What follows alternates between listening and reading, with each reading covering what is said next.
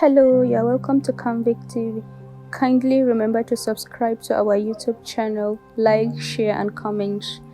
Decades after Chibok abduction, schoolgirls remain praised to terrorists. Exactly 10 years ago, terror struck a school in northern Nigeria when heavily armed men, famous for killing, abduction, and displacement of citizens, whisked away about 276 girls from their dormitories in Chibok area of Borno State. Since that dreadful day on April 14, 2014, many schools across the country have been attacked and hundreds of students have been abducted, some held captive for a lengthy period of time. It has been a decade since the Chibok abduction, and at least 93 of the Chibok girls are still in captivity as of early 2023, according to the United Nations Children's Fund, UNICEF. While some of the girls escaped from their Boko Haram captors, a reasonable number of the girls who are still held as hostage have now been married off to their captors, and some have become mothers who were over time forced to adapt to life in the forest. In the case of Yana Pogu, one of the Chibok girls rescued 8 years after abduction, she was welcomed home with 4 children, including a set of twins. In April 2023, Hawa Malta, one of the Chibok girls, was also rescued with pregnancy and a 3-year-old child. Education was not the only thing the Boko Haram insurgents snatched from the girls. Their youthful exuberance was also taken away. More than a decade of attacks by Boko Haram. Boko Haram started as an element of disdain for Western education and continued advocacy for its abolition in the northeast part of Nigeria in 2009. The Boko Haram ideology grew in magnitude as more people joined the cause, and over time, it transformed into a group fixated on completely aborting Western learning system. The movement turned violent when the group started targeting men and women in different ways. While the men were the majority who died from the attacks and also got recruited into the terrorist group, women and children were abducted and also made up 80% of the displaced population. The year 2024 and 2015 were regarded the deadliest years of violence by the insurgent group in Nigeria. According to the United Nations Development Programme (UNDP), nearly 8,000 fatalities were recorded in 2004 and 9,000 in 2015. It was also the year the Chibok girls were kidnapped and 29 boys miscarried in Federal Government College, Buniadi in Yobe State. Boko Haram was declared the deadliest terror group worldwide, and the government declared a state of emergency in Borno, Adamawa, and Yobe, the 3 worst affected states in 2014. According to UNDP, Boko Haram has caused over 34,000 deaths in Borno, Adamawa, and Yobe State from 2009 till 2020. Abducted girls who became sexual prey. Since 2014, more than 15 schools have been attacked by Boko Haram terrorists and bandits across the country. After the abduction in Chibok, more girls-only schools have been targeted, while more girls have also been abducted in mixed schools. In February 2018, terrorists stormed Government Girls Science and Technical College (GGSTC) Dapchi in Yobe State and kidnapped 110 schoolgirls. 2 years later, the terrorist group reconvened at the Government Girls Science Secondary School in Jangebe, Zamfara State, and took away 317 students. The majority of them were girls. The following year did not give the students of Federal College of Forestry Mechanization Afaka, Igabi local government of Kaduna State, the full privilege of knowledge in their school. Gunmen invaded the institution in large numbers and took 23 girls and 16 schoolboys hostage for 58 days. In May 2021, the trend crept into Tegina town as bandits whisked away over 150 pupils of Salihu Tanko Islamia School in Rafi, local government of Niger State. Photos of the released students showed there were more girls among the abducted pupils. In April 2021, about 20 students, both male and female, were kidnapped from Greenfield University in Kasarami Village, Chikun local government of Kaduna State. In an attack on Federal Government College, Birnin Yauri, Kebbi State, over 100 students were abducted. When some of the students were released, the terrorists kept 11 girls in their camp as wives. Some of them also had children for their abductors, whom they were forced to marry. Another abduction that shook the country occurred recently on March 7, 2024. At least 137 students of Government Secondary School Kuriga in Chikun local government of Kaduna were kidnapped by bandits who invaded the school. The students, who were later rescued, comprised 78 females and 61 males, although the Kaduna government said the students were 280 in total. Edward Buba, Director of Defense Operations, argued that the figure of the kidnapped children was 137. According to the 2020 UNDP assessment on the impact of conflict in the country, both boys and girls are targeted during attacks by terrorists. But majority of schoolgirls survive as they are targeted for abduction, while the boys are often killed. While there are more abduction of school children across the country and about 1,119 abducted from 2014 to 2021 in the north, the abductions highlighted above indicate that more than 500 schoolgirls have been abducted in the past 10 years. Meanwhile, Save the Children International, in its 2022 report, said more than 1,680 school children have been kidnapped in Nigeria since 2014. Some non-governmental organizations have reported that insecurity has caused a large percentage of schoolgirls in Nigeria to feel unsafe while going to school. The United Nations Children's Fund, UNICEF, said out of the over 18 million out of school children in Nigeria, 10 million are girls. Impact of abduction on schoolgirls, according to a 2022 report by the Partnership to Engage Reform and Learn (PERL), a program founded by the Foreign Commonwealth and Development Office of the UK. 70% of girls in Jigawa feel unsafe in their commutes to school. The report listed insecurity as one of the major causes of girls dropping out of school in Kaduna and Jigawa State. An estimated 1.8 million women and girls have been displaced across camps in Nigeria, according to Osai Ojigo, Director of Amnesty International Nigeria. Insurgency has caused many women to suffer sexual abuses and human rights violations. As Boko Haram continue their relentless cycle of killings, abductions, and looting, they are also subjecting women and girls to rape and other sexual violence during their attacks. These atrocities are war crimes, Ojigo said.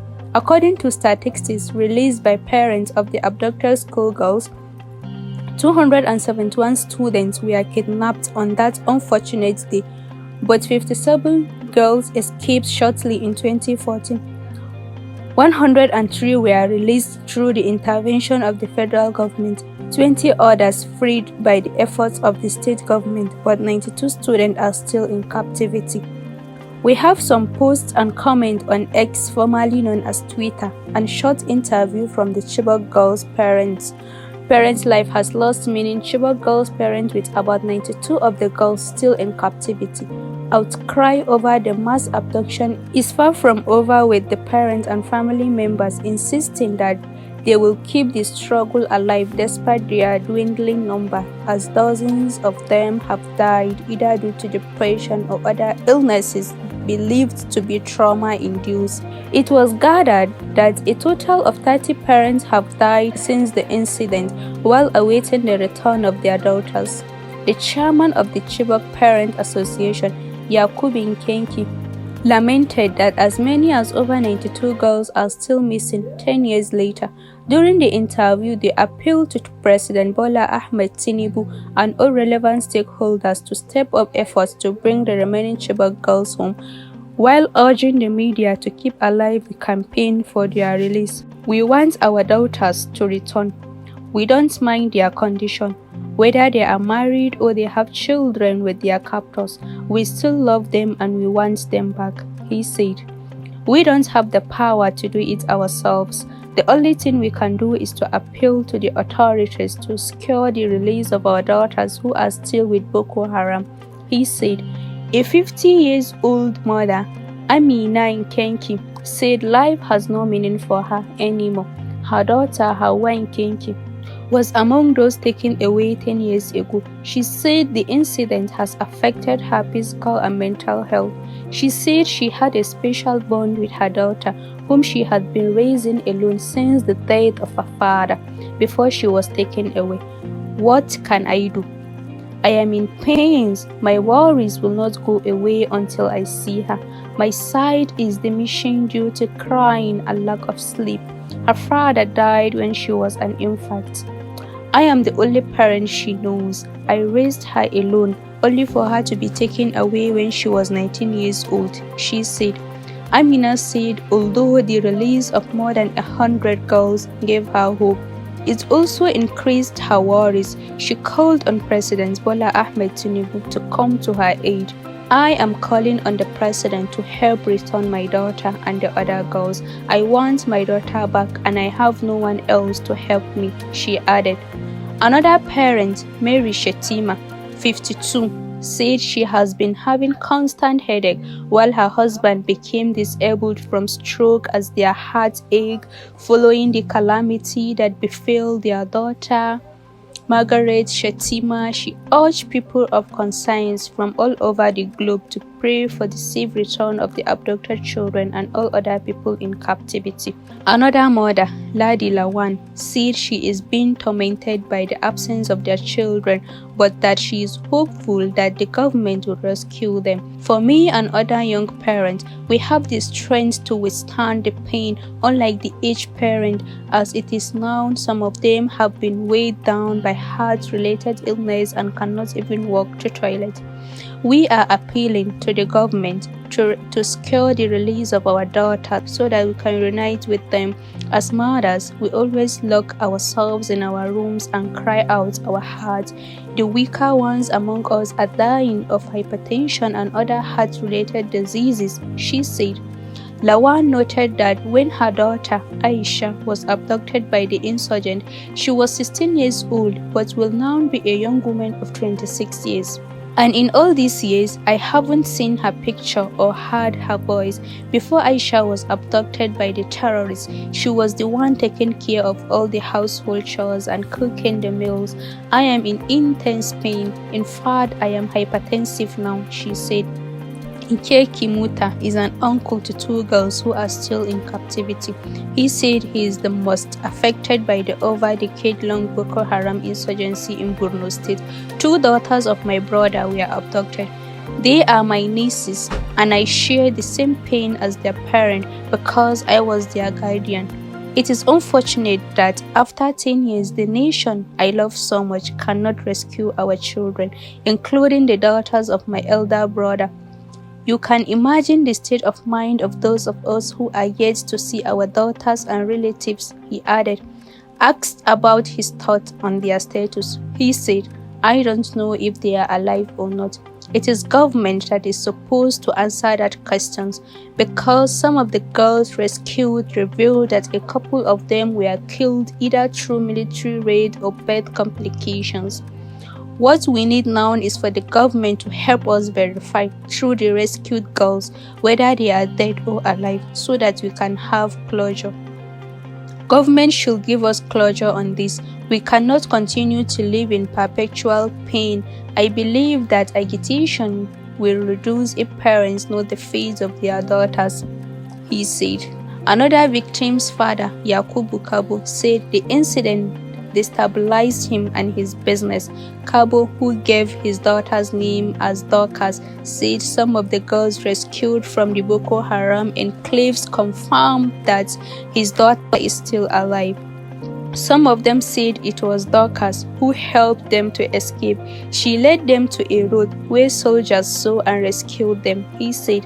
He said after the incident, his wife, the mother of Dorcas, developed hypertension and was later diagnosed with heart complications. We were referred to a hospital in Abuja where I spent over 1 million naira and she is still battling for her life. They have made life very difficult for us, he said. Kabo said he still cannot figure out why his daughter decided to stay back despite helping other girls to escape. I don't know why, but I believe that God will one day do his miracle and my daughter will return to me. Also, the insurgents call me sometimes and ask about Dorcas' siblings at home. They even call them by their names. I give my life to God and he will free my daughter from them. We always pray to God to deliver her, and I am confident that he will do it. He said the last time he saw his daughter was in a YouTube video released by Boko Haram insurgents. I will never forget Dorcas. One thing I remember her for is that she always made sure I ate my favorite meals. She used to wash and iron my clothes too. How can I forget such a daughter? He asked. Kabo, who used to be a commercial driver, said he sold his car to limit his movement after his daughter's abduction and to avoid falling victim to terrorist attack as well. Asked whether the effort of government to recover them is satisfactory, he said no. When the incident was fresh, government tried its best, but they are not doing anything now. Families of the still captive Chibok girls have made new appeals to the Nigerian government to rescue their children. Nigeria's inability to reunite the remaining girls with their families a decade later represents a failure of intelligence and governance, and we still don't have a rapid response warning system when school children are abducted. We pray federal government take immediate actions and steps to bring back our girls after this decade. Thank you for watching our videos. My name is Mami. Kindly remember to subscribe to our YouTube channel, like, share and comment. Thank you.